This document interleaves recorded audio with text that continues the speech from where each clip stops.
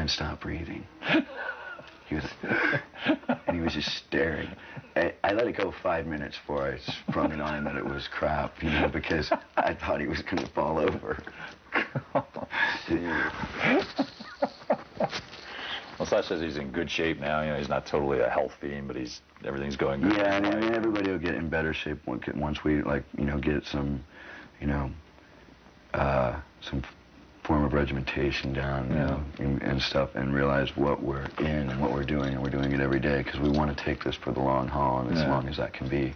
It'd be nice if we could, you know, go for 1.5 to 2 years, because there'll be, after this comes out, there'll be an EP of 6 punk rock songs coming out, and we're already starting to work on new material now with an 8-track on the road, and hopefully, you know, we can fire something out by the end of this rather than wait forever. I think it's kind of touching that you're putting out this punk rock tribute EP now that, you know, the band is expanding its sort of horizons and moving on to different kinds of material, but remain true to your roots. Well, yeah, and also because I've watched, like, you know, I got made fun of for liking the Ramones. Yeah. And then, you know, 8 years go by, and then everybody that was making fun of me is sitting around watching Rock and Roll High School and loving it. And you know, I want a lot of these people to hear songs that they didn't hear. I mean, they're selected cuts that you can't really find the original recordings that they're on, and B-sides and stuff of songs we think really rocked and way influenced us. And we also do a tribute to Stiv Bators. We did Ain't It Fun with Mike Monroe, and it was really strange because when we did it, you know, both of us in certain places, without even trying, ended up sounding a bit like Stiv, you know.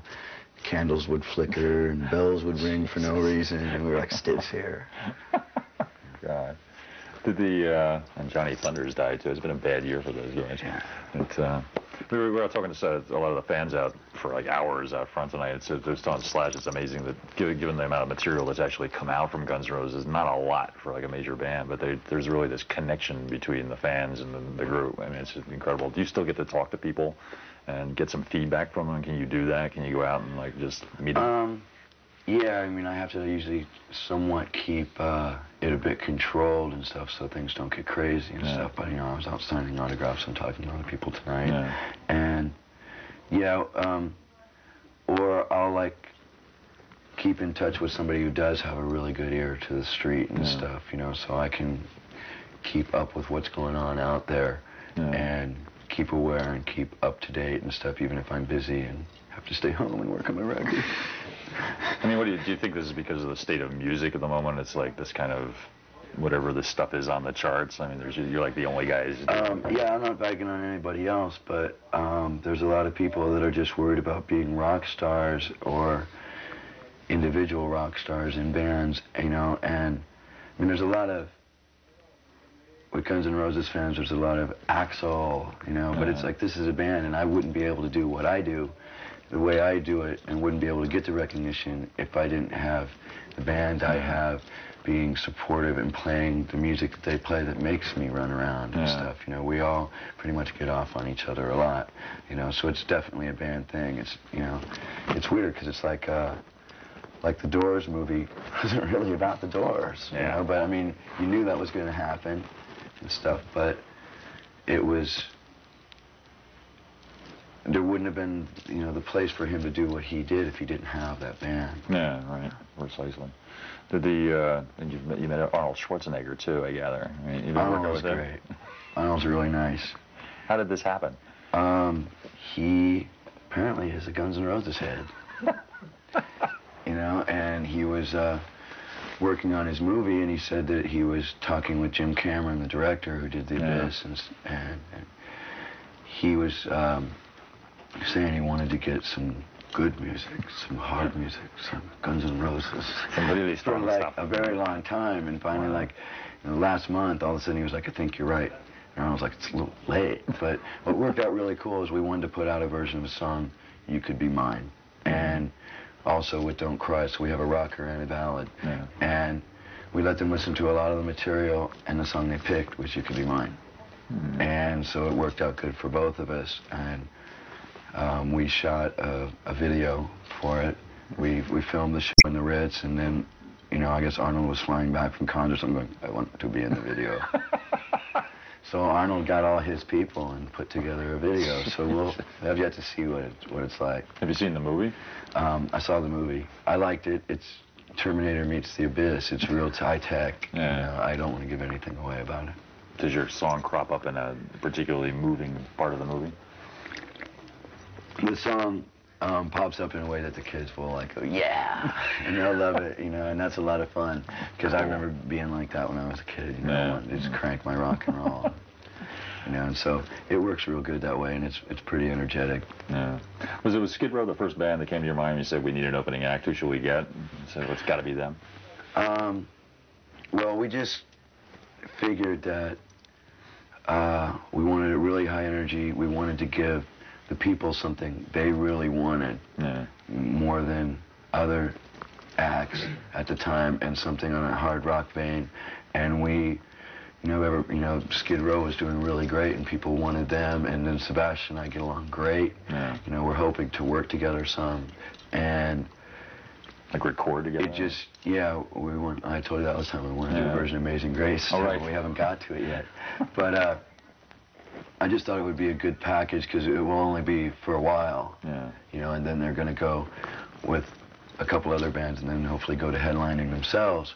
And so, you know, it's when you're a kid, you're always going, you know, it would be a great show if I could see this band and this band and this band. And we just knew that that would be one of the shows that if we didn't do, people would be talking about what would that be like? The two things together. So it's something we felt we had to do, you know. I mean, I was going to say, like, almost even if we had hated them, but we don't, you know, we were going to know we got to do this because it'll be a lot of fun, you know. And the fact that we get along so well and that they're really into what they do and it's high energy, I mean, they got the crowd all worked up for when we come out there. Definitely. And it's definitely now it's a really large audience cross, you know, and they have a lot of people that haven't seen us. There's a lot of Skid Row fans that are more into Skid Row than Guns N' Roses. There's Guns N' Roses fans that are more into us than Skid Row. And it brings us to all of them, you know, and I really like that. Do you think the music business understands what Guns N' Roses is by this point, or do they just see it as like, well, these are the latest hit makers? I don't know. I think the music business is starting to go well. You're not making a whole lot of mistakes, so we'll just go with it. And if it's fun for everybody, it'll be cool. And we're trying to make things nice for everybody that's involved. Yeah. You know, and it's really fun for me. You know, because getting the reputation of such a brat. You know, it's good to turn it around. Jesus. I feel like a brat when I'm up there running around. I feel like a little kid. Are you conscientiously trying to keep the business from taking over the music? I mean, you know, everybody turning up in suits to have meetings about the future of the band and stuff. And we don't really have that. You know, we really have a lot of control over everything we do. And we have the full support of Geffen Records, and there's not a whole lot of getting in the way, and if somebody is really getting in the way, we figure out a way to remove them. So, so it's going really nice, and that's the advantage of selling, 12 million records or whatever we sold, off Appetite. There's a reason for the power, and there's a lot of people that are going, well, if I was Axl, I would do this with the power and the sound. It's like, yeah, but we're just starting this tour. People have no idea what I want to do with my position and where I'm at. I'm trying to find the right organizations. I want to get involved with things for child abuse and sexual abuse for children, but I don't know exactly where to place. You must get hit on by a lot of people, I would imagine. Yeah, right? You got Bill Cosby sending you things to donate $5,000 to a library or something, but at the same time I'm going, but Bill would hate my record. Yeah. So. God. So the next 2 years are going to be doing this, right? You don't have any side projects. You're not going to be starring in a movie or anything like that. This is strictly the band. I mean, if there's any room in time off, because I'd like to do a bit part, something small, and if we have 2 weeks and the filming's really quick, that'd be really nice if it's the right thing. Maybe an Arnold movie or something. Yeah, we talked a little. So.